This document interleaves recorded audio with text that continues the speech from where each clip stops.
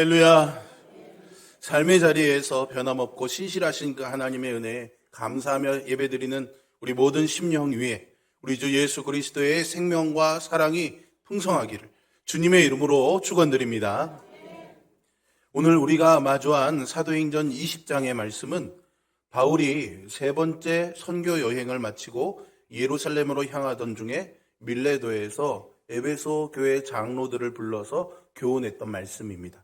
바울이 어떤 여정을 거쳐갔는지 한번 지도로 보여드릴 텐데요. 바울은 이 3차 전도 여행을 이제 마무리하면서 예루살렘으로 가고 있었습니다. 그런데 그가 도착한 밀레도에서 에베소는 그리 멀지 않았습니다. 에베소 교회는 사도 바울이 3년 동안 온갖 수고를 다하면서 세워온 교회입니다. 그가 여러 곳을 다니면서 전도하고 교회를 세웠지만 가장 오래 머물면서 전도했던 곳이 바로 이 에베소이죠. 그러니 에베소 교회를 향한 바울의 마음은 남달랐을 것입니다. 밀레도에서 멀지 않은 에베소에 잠시 들려서 그리운 성도들을 보고 싶은 마음이 없었겠습니까마는 사도행전 20장 16절과 17절의 말씀을 보면은 아무래도 시간이 많이 걸릴 것 같아서 에베소 교회에 일부러 방문하지는 않고요. 반대로 장로들을 초청해서 밀레도에서 함께 예배드린 후에 이제 서둘러 예루살렘으로 가려고 합니다. 그렇게 서둘렀던 이유는요, 어려운 예루살렘 교회를 위해서 모금한 연보를 전해주기 위해서였습니다. 그리고 명절이 다가오고 있었기 때문에 이 오순절을 지키기 위해 예루살렘에 순례 오는 사람들에게 복음을 전할 기회를 놓치고 싶지 않아서였습니다. 그런데 사도행전 20장 22절과 23절에 보시면 예루살렘에 가게 되면 바울이 겪게 될 일이 결박과 환난이라는 것을 성령님께서 이미 말씀하신 바가 있습니다. 그리고 실제로도 사도행전 23장 12절과 13절에 보시면 예루살렘에는 바울을 죽이기 전에는 먹지도 않고 마시지도 않겠다고 동맹을 맺은 사람들이 40명이나 기다리고 있었던 거죠. 자기를 죽이려고 먹지도 않고 마시지도 않으면서 그렇게 마음먹은 사람이 40명이나 되었다니 얼마나 기가 막힙니까?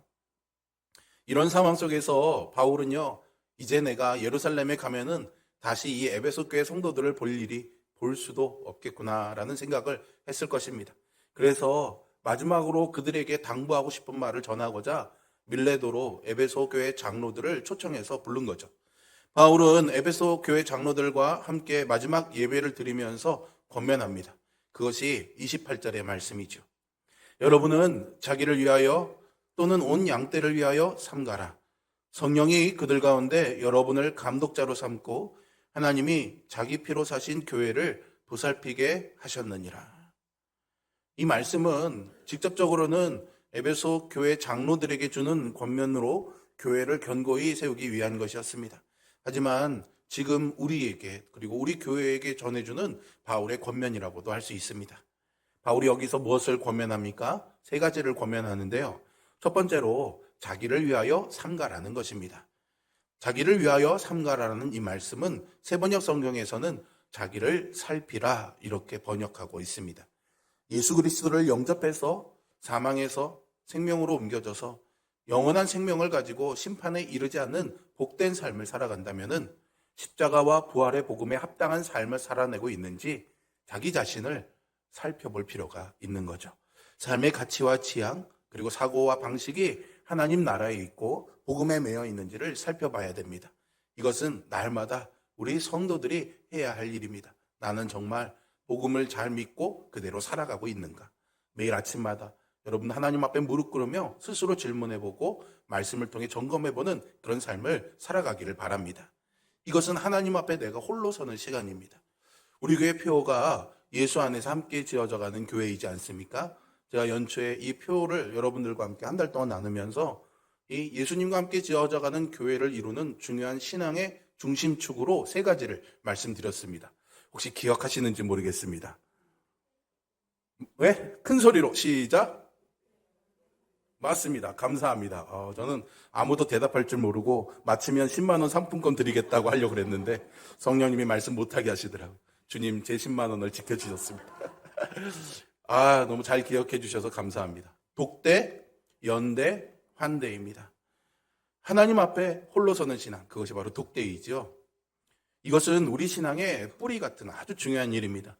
뿌리가 건강해야 줄기도 건강하고 열매도 잘 맺겠죠. 보이지는 않지만 건물의 기초가 아주 중요하고 나무의 뿌리가 중요한 거죠. 영성의 뿌리가 되는 하나님과의 독대가 너무도 중요하고 여기에 우리가 우선을 둬야 하는 것입니다. 그래서 자신을 살피는 것이 우선인 거죠. 그래서 오늘 바울은 자기를 살피라 이렇게 권면하고 있는 겁니다. 두 번째 권면은요, 양떼를 삼가라는 것입니다. 이것도 마찬가지로 세번역 성경에서 양떼를 잘 보살피라 이렇게 번역하고 있습니다. 양떼는요, 교회 안에 있는 성도들을 은유하는 것입니다. 교회 안에 성도들은 나처럼 구원받고 복된 삶을 살아가는 우리 모두 다 하나님의 자녀이죠. 그렇기 때문에 우리가 서로 믿음의 반석 위에 굳건하게 서 있을 수 있도록 그리스도의 몸된 교회로 아름답게 지어져 가기 위해서 서로를 살펴봐야 하는 것이죠. 이것은 독대와 연대와 환대 중에서 연대에 해당한다고 할 수 있습니다. 연대의 핵심은요, 용납입니다. 바울은 에베소서 4장 2절에서요, 사랑 가운데 서로 용납하라 권면합니다. 용납은 그리스도 안에서 상대를 품는 태도입니다.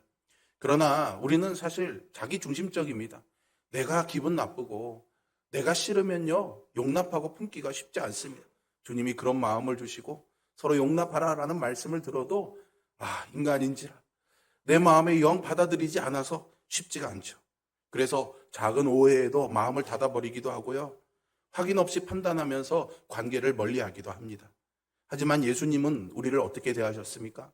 우리를 있는 그대로 품어주셨습니다. 묻지도 따지지도 않으시고 말이죠. 아니, 우리를 너무나 잘 아셨고 우리가 얼마나 악한지 아셨지만 그래도 주님은 우리를 품어주셨습니다. 주님은 늘 그렇게 죄인을 정죄하기보다 가까이 하셨고 기다려주셨고 함께 식탁에 앉으셨죠. 예수님께서 먼저 우리에게 오시지 않았습니까? 그런 것처럼 우리도 먼저 용서하고 손을 내밀어야 합니다.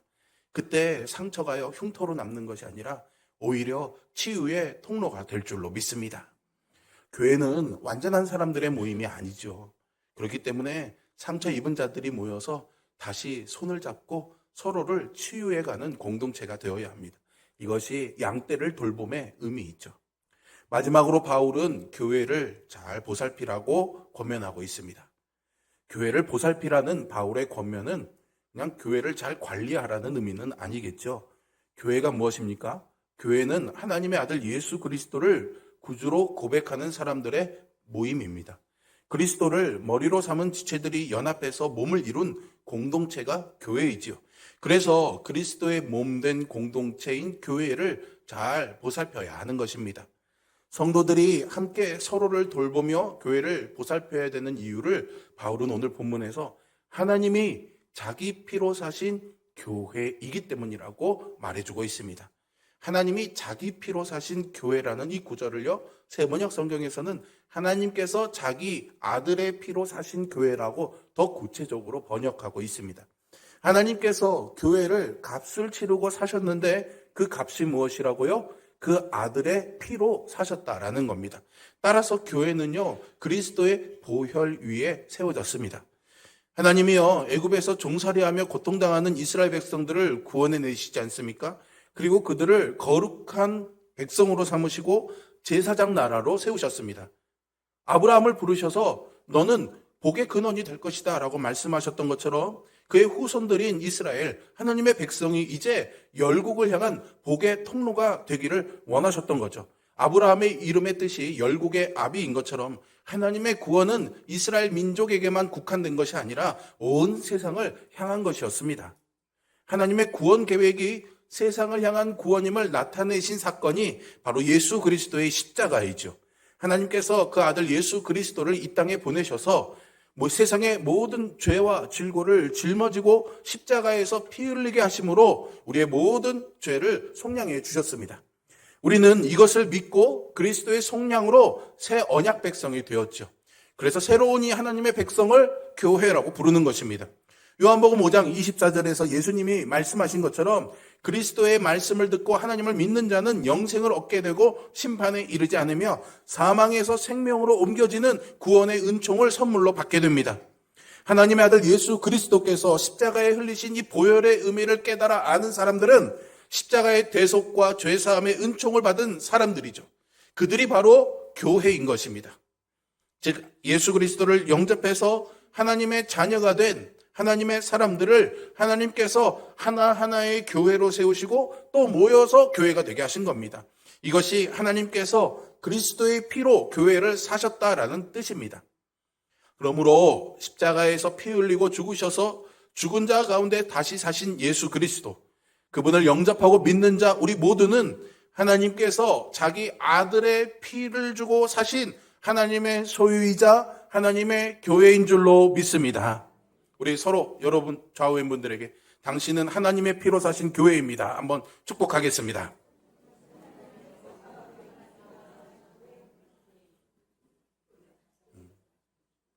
설마 그러면서 너는 그래도 아니야 라신 분은 없으시겠죠? 바울은요 지금 여러분들이 이렇게 하신 것처럼 하나님의 사랑, 우리를 향한 그 하나님의 사랑을 자기 아들의 피로 사신 교회라고 말해주고 있는 거죠. 그런데 바울은요 하나님께서 이렇게 귀한 예수 그리스도의 피값으로 하신 교회가 반드시 어려움을 당할 것이라는 것도 알고 있었습니다. 그래서 그들에게 당부하죠. 29절과 30절의 말씀 같이 한번 읽어볼까요? 내가 떠난 후에 사나운 이리가 여러분에게 들어와서 그 양떼를 아끼지 아니하며 또한 여러분 중에서도 제자들을 끌어 자기를 따르게 하려고 어그러진 말을 하는 사람들이 일어날 줄을 내가 아노라. 아멘. 바울은요 이제 자기가 떠난 후에 사나운 이리가 교회에 들어와 성도들을 해칠 것이라는 것을 알았습니다. 사나운 이리는 그 당시에 직접적으로는 거짓 교사나 거짓 선지자들을 가리킵니다. 그러나 더 넓게 해석해보면 교회 안에서 복음이 아닌 다른 것으로 교회를 흔들고 이끌려는 어떠한 사람들, 관념들, 개념들, 이념이라고 할 수 있죠. 사나운 이리는 양을 해치는 존재입니다. 그들은 하나님께서 살아가시는 교회가 서지 못하도록 회방하는 존재이죠. 교회가 마땅히 가야 할 길을 잃어버리게 만드는 세력입니다. 그러니 이것은 교회 밖에도 존재하겠지만 교회 안에도 얼마든지 있을 수 있었고요. 실제로 초대교회에도 거짓 교사와 거짓 선지자들이 교회 안에서 버젓이 지도자 역할을 하며 복음이라며 진리라며 잘못된 것들을 이야기하고 있었습니다. 교회 안에 들어온 이 사나운 이리를 구분하는 방법은 무엇일까요? 첫 번째로는 그들이 누구를 따르게 하는지를 보면 알 수 있습니다. 사나운 이리는요, 그리스도를 따르는 제자들을 생명의 길에서 벗어나게 해 자기 자신을 따르게 합니다. 사람을 따르게 하고요, 신념을 따르게 하고요, 이념을 따르게 합니다. 따라서 교회 안에서 그리스도가 아닌 다른 것을 따르게 말하는 자들은 다 사나운 이리입니다. 두 번째로 그들이 전하는 말을 들으면 알 수 있습니다. 사나운 이리는 목자의 음성을 듣지 못하도록 어그러진 말을 전합니다. 어그러진이라는 말은 왜곡하다, 타락하다라는 뜻입니다. 저는 이 표현이 아주 중요하다고 생각합니다. 처음부터 다른 이야기를 하는 게 아닙니다. 처음부터 반대 이야기를 하는 게 아니에요. 처음에는 복음에서 시작합니다. 처음에는 맞는 말로 시작합니다. 그런데 가다가 어떻게 돼요? 어그러지는 겁니다. 왜곡되는 겁니다. 나중에 가서 다른 것을 말하죠. 여러분 보이스피싱 잘 아시죠? 사기당하는 분들 어떤 사례로 사기당하는지 잘 알죠? 처음에는 다 그럴듯하고 맞는 것 같습니다. 거기 매몰되어서 거기에 사로잡히다 보면 나중에 이것이 왜곡되고 어그러져도 그게 잘못된 줄 모릅니다. 그래서 거기가 진리인 줄 알고 천착하게 되는 거죠. 사나운 이리는 그런 말을 한다는 겁니다. 옳은 말을 하는 것 같지만 그것이 진리가 아닌 것이고, 바른 말을 하는 것 같지만 그것이 관계를 깨뜨리고 무너뜨리는 말이 된다면 그것은 사나운 이리의 말인 것이죠. 사나운 이리의 어그러진 말은 말씀의 진리를 왜곡해서 듣는 자가 타락하게 합니다.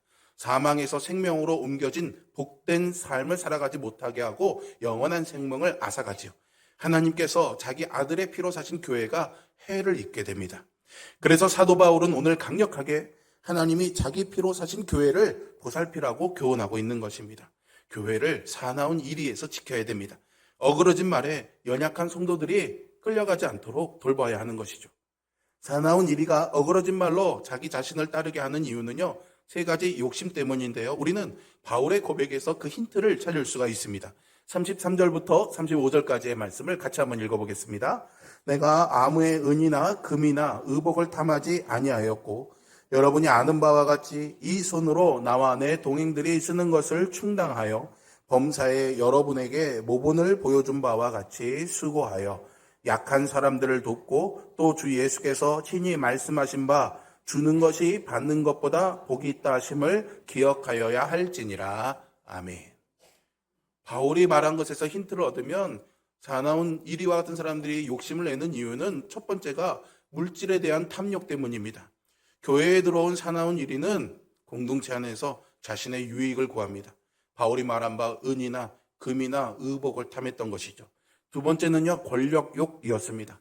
그들은 약한 자들을 돕지 않고 강한 자들과 결탁했습니다. 그리고 자신의 세력을 주장하려고 했던 것이죠. 마지막으로는 명예욕입니다. 그들은 주는 것보다 받는 것을 즐겼습니다. 욕심을 품고 있던 사나운 이리와들과는 다르게 바울은 우리가 지금 읽은 그의 고백처럼 물질을 탐하지 않고 오로지 복음에 사로잡혀서 복음을 증거하는 일에만 매진했습니다. 복음을 전하는 일에 거치는 것이 없도록 자비랑 선교를 했던 거죠. 스스로 천막을 지어 만들므로 인해서 자기의 선교비를 충당하고 동행자들을 위해서 쓰는 비용으로 썼던 겁니다. 그래서 바울은 자신 있게 자신이 보여준 모본을 따르라고 권면할 수 있었던 거죠. 바울이 보여준 믿음의 본이 무엇입니까? 그 앞에 있는 사도행전 20장 19절과 21절의 말씀에 보면 알 수 있습니다. 같이 한번 읽어볼까요? 곧 모든 겸손과 눈물이며 유대인의 관계로 말미암아 당한 시험을 참고 주를 섬긴 것과 유익한 것은 무엇이든지 공중 앞에서나 각 집에서나 거리낌 없이 여러분에게 전하고 가르치고 유대인과 헬라인들에게 하나님께 대한 회개와 우리 주 예수 그리스도께 대한 믿음을 증언한 것이니라. 아멘. 여러분, 바울은요, 오직 주님만을 섬기기 위해서 유익한 것을 가르치고 그리스도에 대한 믿음을 증언했습니다. 바울은 이러한 자신의 삶을 사도행전 20장 24절에서 이렇게 정의하고 있습니다. 내가 달려갈 길과 주 예수께 받은 사명 곧 하나님의 은혜의 복음을 증언하는 일을 마치려 하면은 나의 생명조차 조금도 귀한 것으로 여기지 아니하노라. 아멘. 바울은 오직 복음을 전하는 것, 복음을 증언하는 일에 우선권을 두고 살았던 것이죠. 바울이 복음을 증언하는 일에 생명조차 내어놓았던 자신을 본받아서 이제 교회와 성도들 향해서 수고하여 약한 사람들을 도우라고 합니다. 약한 사람들은 궁핍한 형편의 사람들이죠. 바울의 모범을 따라서 어려운 사람들을 돕는 일이 물질을 탐하는 욕망을 멀리하게 합니다. 즉 약한 사람들을 구제하는 일은 그들을 위한 일인 것 같지만 사실은 스스로 자기를 구하는 일이 되기도 하는 것이죠.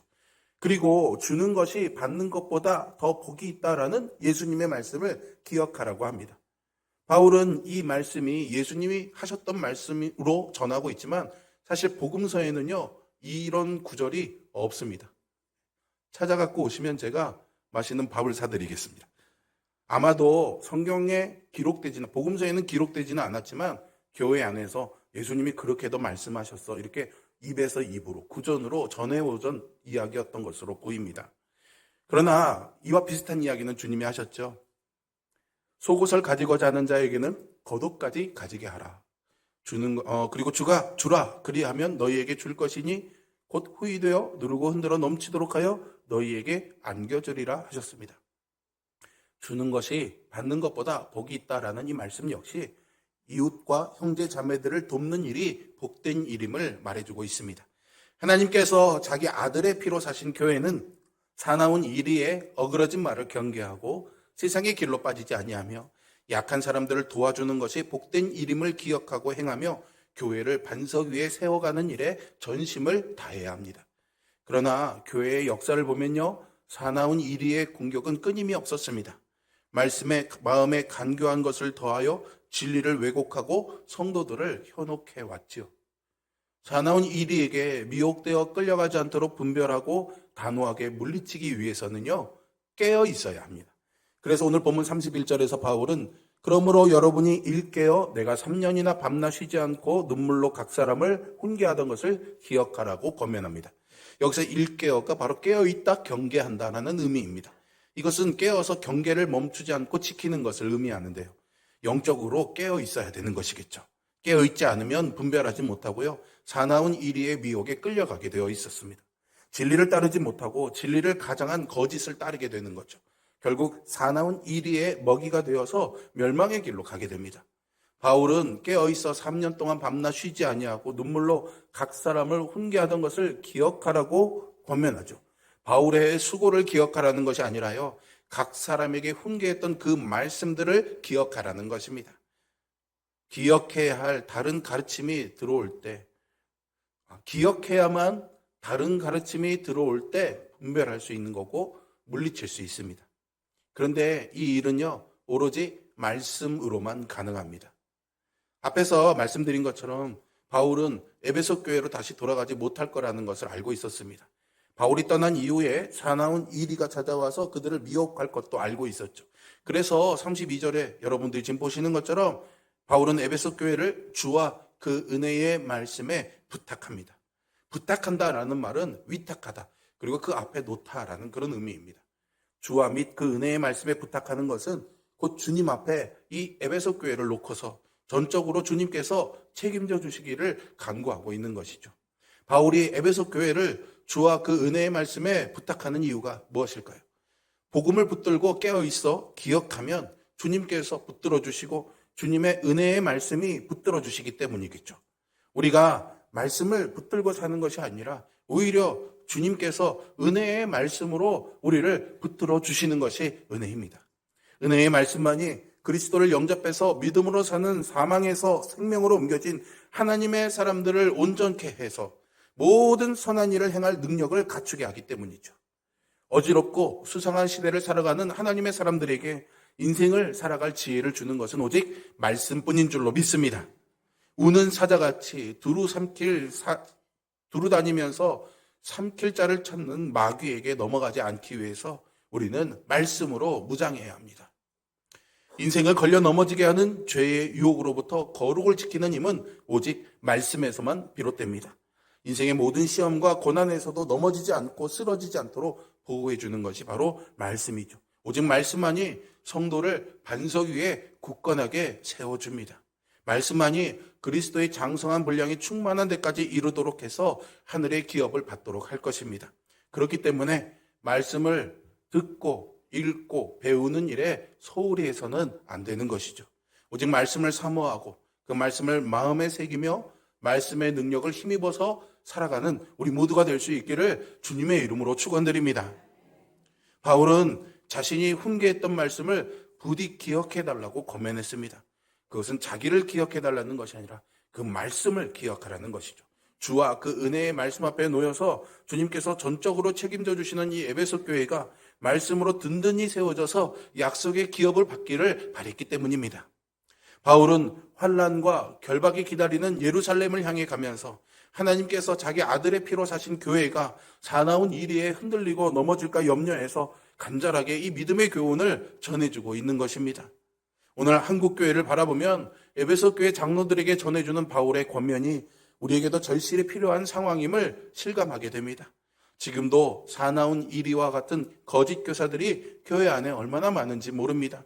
마음의 간교함으로 진리의 말씀을 왜곡한 어그러진 말로 성도들을 생명의 길에서 벗어나게 만드는 일들이 많이 나타나는 것을 보게 됩니다. 그리고 지금의 교회들을 보면 하나님의 소유가 아닌 목회자 한 사람, 성도 한 사람, 누군가의 소유로 여겨질 때도 너무나 많습니다.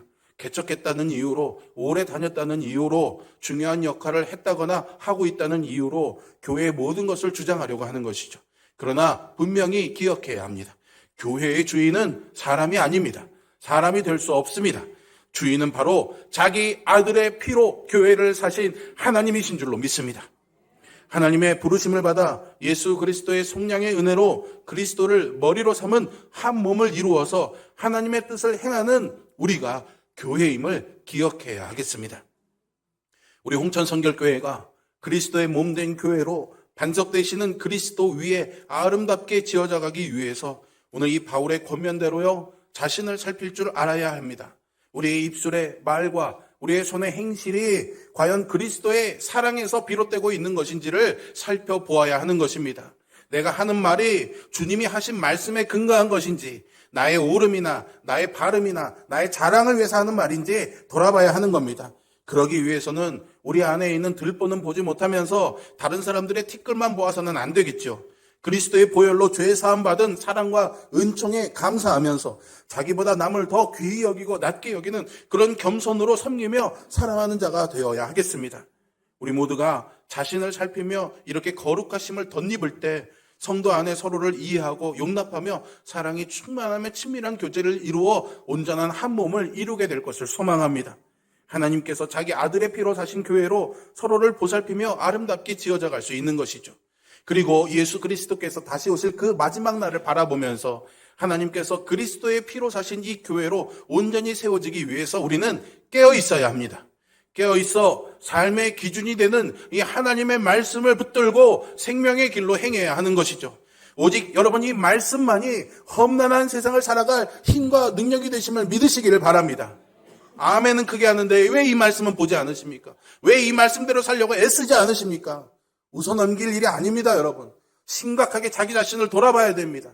나는 정말 이 말씀대로 철저하게 엎드리며 살아가는지, 말씀을 듣고서도 그래도 나는, 하지만 나는 형편이 안 좋아서 이런 말로 핑계하며 외면하고 있지는 않습니까? 우리의 삶의 주인 되시는 그리스도 앞에 내 삶의 주권을 내려놓고 말씀의 능력에 나를 온전히 맡기는 삶을 살아가야 깨어있는 삶인 겁니다. 우리의 삶을 주님의 은혜의 말씀에 부탁할 때 온전하게 되고 모든 선한 일을 행할 능력을 우리가 누릴 수 있는 것이죠. 더불어 하나님의 교회를 향한 이 하나님의 뜻을 헤아리고 그 뜻을 이루기 위해서 힘써야 하는 것입니다. 하나님께서는 그리스도의 피로 사신 교회가 세상에서 복음을 증거할 수 있는 복의 통로가 되기를 원하고 계십니다. 교회만이 하나님과 세상 사이에서 중재할 수 있는 통로가 되기 때문입니다. 하나님의 사람들이 하나님을 만나고 하나님과 교제를 나누면서 소통하는 그런 제1의 통로가 되는 것이 바로 교회이기 때문이죠. 하나님께서 교회에 맡겨주신 이 사명을 알고서 주는 것이 받는 것보다 복 있는 이름을 기억하면서 수고에 약한 사람들을 도와야 하는 것입니다. 로마서 8장 32절에서 바울은 하나님은 우리에게 그의 아들 예수 그리스도를 주셨고 그 아들과 함께 모든 것을 주시는 분이라고 힘주어 말하고 있습니다. 우리에게 아들 그리고 모든 것을 주시는 그 하나님의 사랑에 감사하면서 세상에서 가장 좋은 것을 주시는 그 하나님의 교회가 되도록 우리가 이 교회를 이루어 나가야 하겠습니다. 교회가 세상에 줄 수 있는 가장 좋은 것이 무엇일까요? 바로 십자가와 부활, 바로 이 복음과 사랑인 줄로 믿습니다. 그 무엇으로도 끊을 수 없는 그 사랑으로 하나님께서 구원을 베푸셨음을 세상에 증거하고 약한 사람들의 손을 따스히 붙잡아주고 위로하며 소망을 전해야 되는 것이 우리 교회의 사명이요 여러분들의 사명임을 잊지 마시기 바랍니다. 다음 주일부터 우리 교회의 전도축제가 시작이 됩니다. 이번 전도축제를 통해서 우리 홍천 성결교회가 그렇게 그리스도의 피로 사신 교회가 되어서 하나님의 나라를 세워가는 아름다운 교회가 될 수 있는 은혜를 우리 모두가 누리기를 소망합니다. 물론 전도하는 방법에 있어서 미숙하고 어떻게 해야 되는지 잘 모르고 요령도 모르고 그럴 수 있습니다. 그래도 괜찮습니다, 여러분. 복음의 비밀을 알리고 싶은 이 사랑의 마음, 그 열정만 있어도 되지 않을까요? 왜냐하면 사람의 마음을 바꾸는 것은 우리의 언변과 기술이 아니라 성령의 역사이기 때문입니다. 이 복음이 나를 살렸을 뿐만이 아니라 이 복음이 다른 사람들도 바꿀 수 있다는 이 확신만 있다면 무엇을 통해서든 여러분들이 마음에 품고 기도하는 그 전도 대상자에게 반드시 전달될 것임을 저는 믿습니다. 하나님은 오늘도 여전히 이 복음을 전하게 하심으로 인해서 구원의 역사를 이루어 가십니다. 그렇기 때문에 우리는 가능한 많은 사람들에게 다양한 방식으로 예수 그리스도와 이 복음을 알려야 합니다. 복음의 열정을 잃어버리지 말아야 합니다. 그렇게 하나님을 사랑하고 이웃을 사랑하는 하나님께서 자기 아들의 피로 사신 교회가 될 때 반석 위에 든든히 세워져서 우리 모두가 약속의 기업을 받게 될 것을 소망합니다. 우리 모두가 하나님께서 자기 아들의 피로 사신 교회라는 사실을 기억하면서 오늘도 이 사도 바울의 권면을 마음에 새겼으면 좋겠습니다. 우리 모두가 먼저 나 자신을 살피고 깨어 있어서 말씀에 붙들린 믿음의 삶을 살아가면서 우리 교회 안에 있는 양떼들, 성도들을 서로 돌봐가면서 세상에 복음과 사랑을 전해 하나님의 영광의 빛을 비출 수 있는 그런 교회로 아름답게 지어져 가는 일에 바로 여러분들이 주역이 되어 주시기를 주님의 이름으로 축복하며 부탁드립니다. 기도하겠습니다.